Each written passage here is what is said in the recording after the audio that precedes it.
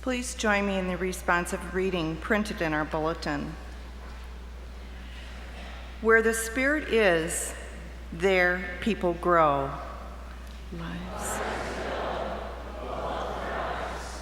Where the Spirit is not, there people shrink.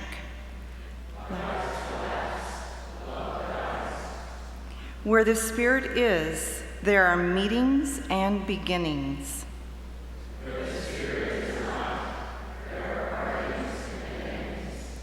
Where the Spirit is, there is the Word. Where the Spirit is not, there are only words. Good morning and welcome to Fountain Street Church.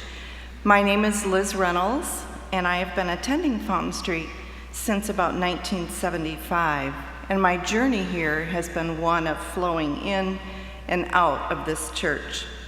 But each time that I came through the doors for a Sunday service, a concert, a wedding, it felt like home. It was familiar to me, and it was filled with personal memories. A home is where you grow, learn, practice how to live in the world, and if you are lucky, you have the support of people who love and nurture you along the way. Fountain Street has also nurtured me through the ups and downs in my life and was always here when I needed to listen to some inspiring music, sit in the quiet of this beautiful space, or reflect on a message that touched on something that I needed to hear. Fountain Street has also been my spiritual home, but for others, the spiritual realm is not what you are seeking, but that is our uniqueness. We do not tell you what or how you should believe. My spiritual journey includes the Methodist Church, the Congregational Church, the Baha'i Faith, and lately I've been reading the Science of Mind writings of Ernest Holmes, and it all fits here. It's woven into the fabric of this church.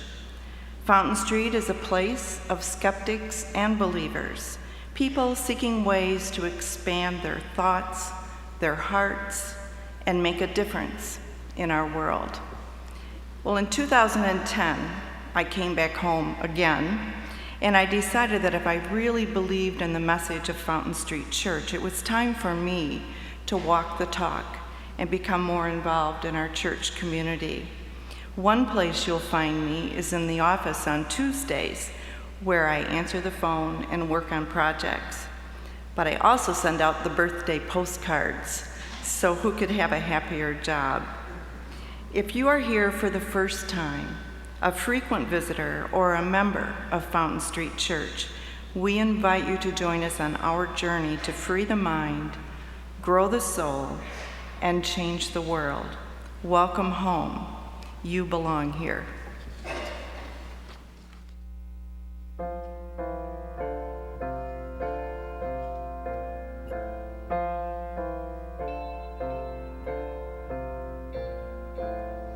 Have you ever fed a lover with just your hands? Closed your eyes and trusted, just trusted. Have you ever thrown a fistful of glitter in the air? Have you ever looked fear in the face and said, I just don't care? And it's only half past the point of no return, the tip of the iceberg, the sun before the burn, the thunder before the lightning, and the breath before the phrase. Have you ever felt this way?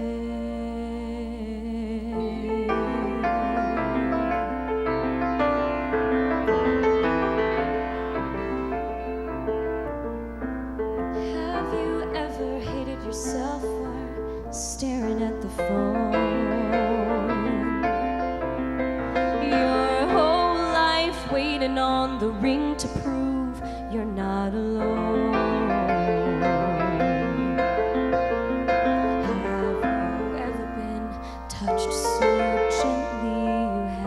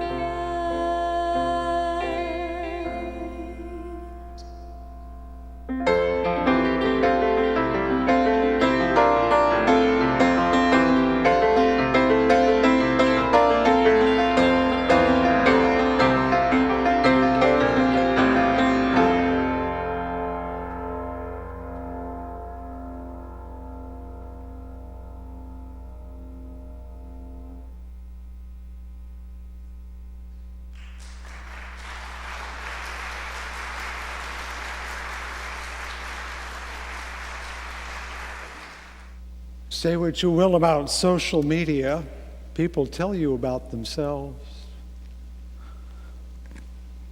This morning I noticed that 2 of our young people were graduated from City High School this week in this room. And we honor them and share the joy their parents had in putting their pictures on Facebook. They must have been embarrassed. And I've told my own sons, that's why we had you. There's a new grandson for one of our members.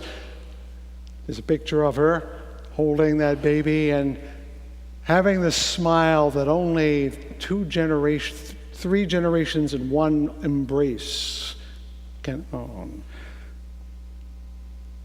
Someone posted sweet memories of someone dear, no longer present, but the memory is still powerful. I had my own, having come back at 11 o'clock last night from honoring a dear friend who passed last week. Why do I tell you this? Because I think every week we should give at least a moment's honor and pause and tenderness to the lives we bring in the room, our own and others. Mishaberach Avotenu Eloheinu, may the one who blessed our ancestors, the one who gave us life and breath, give life and breath to us and to those we love. In our early worship, I invite people to lift up a name that's in their hearts. We've had our time of silence, so I ask you to think of someone dear to you. It could be even yourself, for whom a moment of prayer, of care, of longing and loving is important to you. Bring them into the room. Bring them into this space. And may their presence be a blessing to us. And may these words be true to their legacy. Amen. As I rode the train from Tokyo a few weeks ago, the clouds increased. And as I left the station, about 50 miles away, drops began to fall from the sky. Above me was Mount Fuji, Fujiyama, the highest place in all the land, the snow-capped subject of 1,000 paintings, a sacred place, and invisible, wrapped in clouds.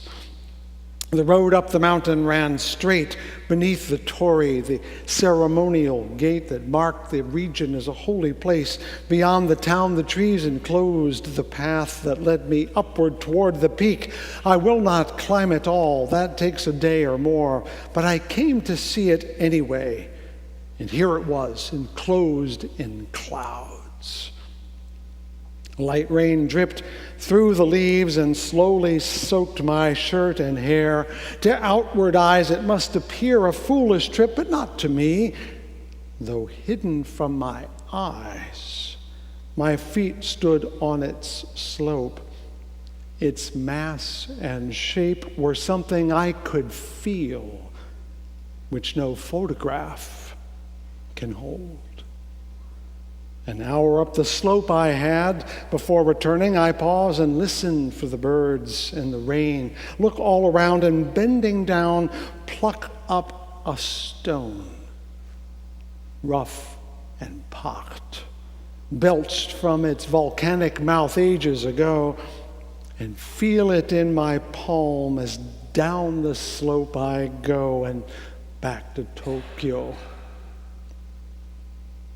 13 years before, on another trip from home, standing in the Roman Forum, I pocketed a pebble from the Via Sacra near the courts of Julius, where ancient jurors played with pebbles on the steps in pockets gouged and still there. That Easter Sunday that year, 13 years ago, I find myself standing on the parade ground at Dachau. What a place for Easter Sunday. the parade ground where prisoners were tortured by making them stand at attention all day. I reach down and take another stone. Weeks later, on a drizzly day in Normandy, along the shore where rusted hulks still linger, I filch another from the beach. And later in Hastings, where Harold died and William won, I found a perfect disc in the grass. I do take pictures, thousands, all of them bad. But when I stand somewhere I need to remember how I felt, I take a stone. And now my bowl has fragments from the Acropolis, the Bosphorus, Santiago, and now Mount Fuji. As Jason told you, today is the Christian day of Pentecost, which sounds fancy, but it's really just the word for 50. It's a reference, as he pointed out, to the Jewish festival of weeks. Shavuot means weeks, meaning a series of 7 days. And of course, 7 times 7 equals 49, and the day after makes 50. And as he pointed out, that festival, that ancient Jewish festival, was actually 2 festivals. One was bringing in the sheaves, quite literally, the first of the harvest of the wheat, and they brought them to the temple and gave them to God. But it was also a festival of God's giving to them the law. So it was a transaction. Here, God, here's some wheat. God says, thank you very much. Here's some law. And the Christians, those first Jewish followers of Jesus on that day, saw them reenacting and reimagining that same holiday. Here they were, the first fruits of Jesus' ministry, offering them in prayer to God, and God gives them back the new law, the flame of the Spirit. And you know, there's absolutely nothing that connects Mount Fuji with that at all. Or so it seems. But I heard a voice of wisdom, perchance, that bade me try to find the link between them. And I want to start with that wonderful passage, quotation from Isaac Newton. Do you remember it? I do not know how I may seem to others, he says, but to myself I am only a small child wandering upon the vast shores of knowledge, every now and then finding a small bright pebble to be contented with. I look on my stones and ponder. Their silence is a kind of listening, isn't it? Go ahead, Fred, think. We'll wait. And then I do remember something. And he took his staff in his hand, and he chose him 5 smooth stones out of the brook. Do you remember that story? Some of you might. It's about young David, who, eschewing sword and armor, went out to meet Goliath, the boy with but a slingshot against the giant and his blade. And with a well-shot stone, he fells Goliath like a tree. It's a parable for every underdog. We like David. But let's not forget, he used a stone to kill. The same way they killed criminals in those days, to be stoned to death. The pebbles in my hand, in my bowl, so full of meaning of where they've been and where I've been, could be just as easily hurled at you right now. And they still are. In Palestine by angry men and boys, in Pakistan by offended husbands, in Syria and Ukraine as bullets of the masses against the armies. Stones have power, yes, of memory and poignance, but also of death and violence, right there in the same object. I have a fragment of the Berlin Wall at home. It was given to me as a gift, a chink of concrete, kind of like a stone. To me, it's a talisman of hope. Break down this wall. And yet, it was once part of an assortment of stones that created a prison that held millions. If mere stones possess so much power of just sitting there without a life or a mind, how much more do we who keep them and throw them? Every word we speak could make a memory or a missile. Everything we say can send hope or horror into the world. When was the last time you thought hard about every word and wondered where it would land? And there is yet a third power to these stones I keep, one that we do not have, and in our frightened hearts we crave. Remember Siegfried Sassoon? And what is time but shadows that were cast by these storm-sculptured stones when centuries fled? The stones remain, their stillness cannot last. The skies of history hurrying overhead.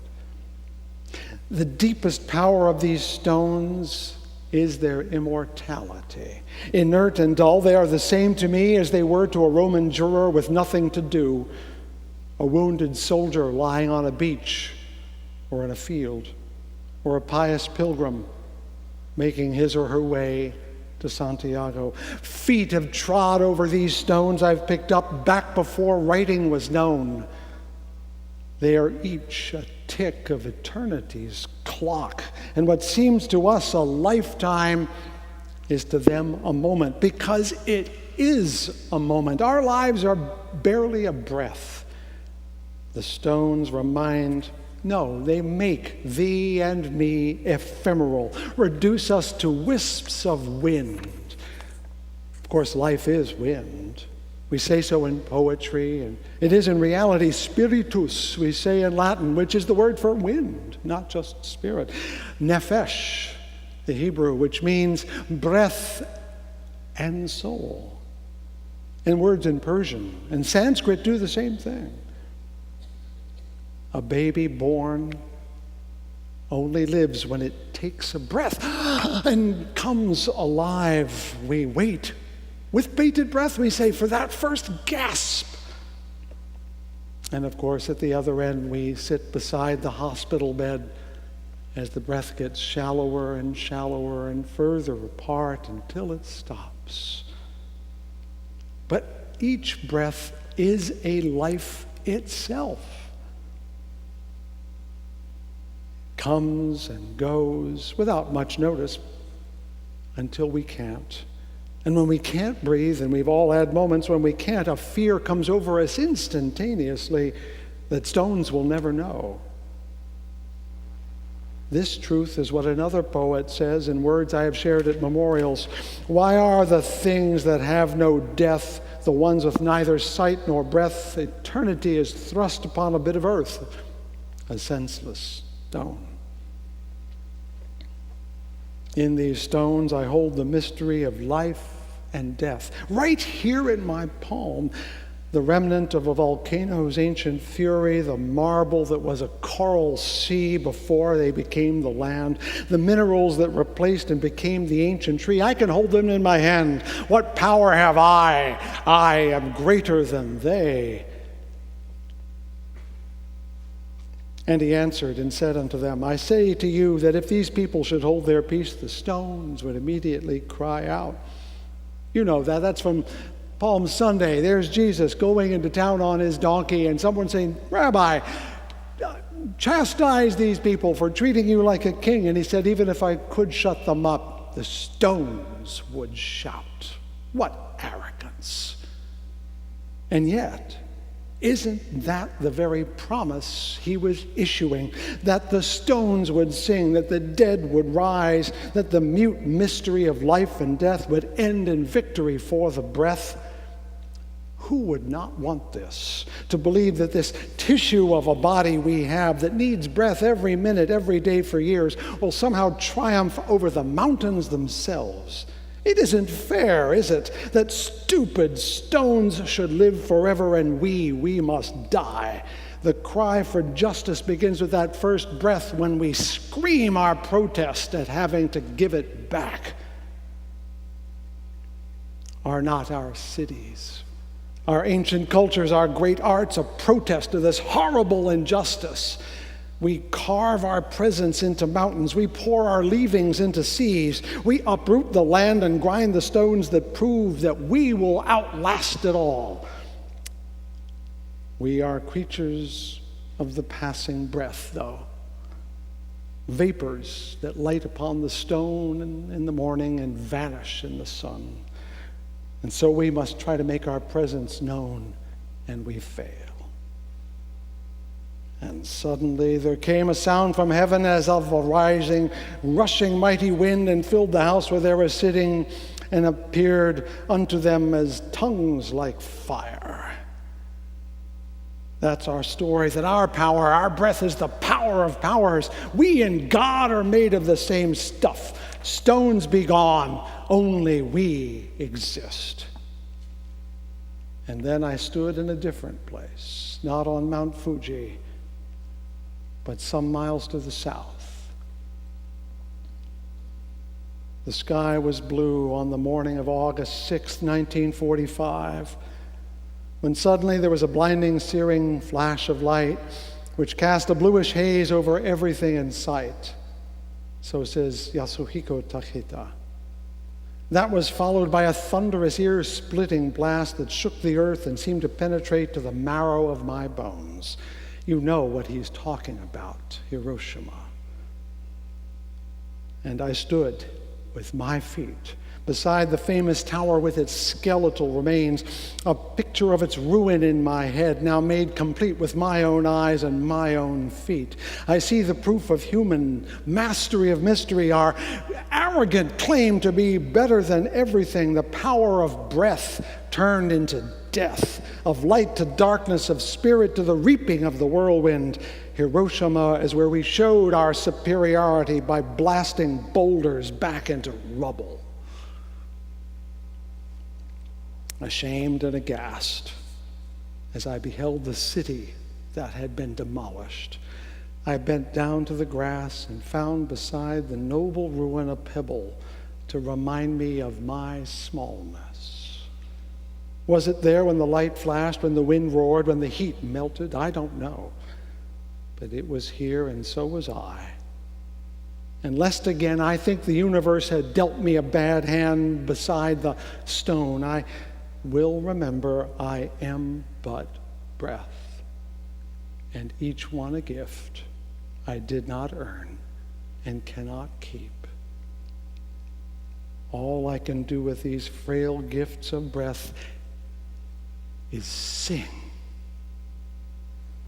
Give praise and love and hope a shape, a name, a melody.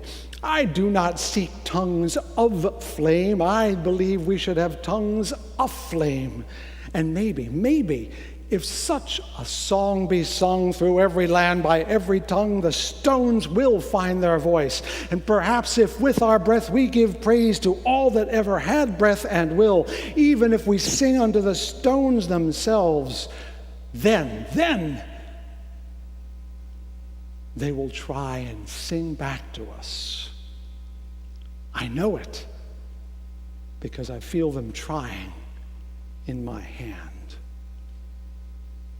May these words of my mouth and the meditations of my heart be found true in thy sight, thou who art my rock and my Redeemer. Amen.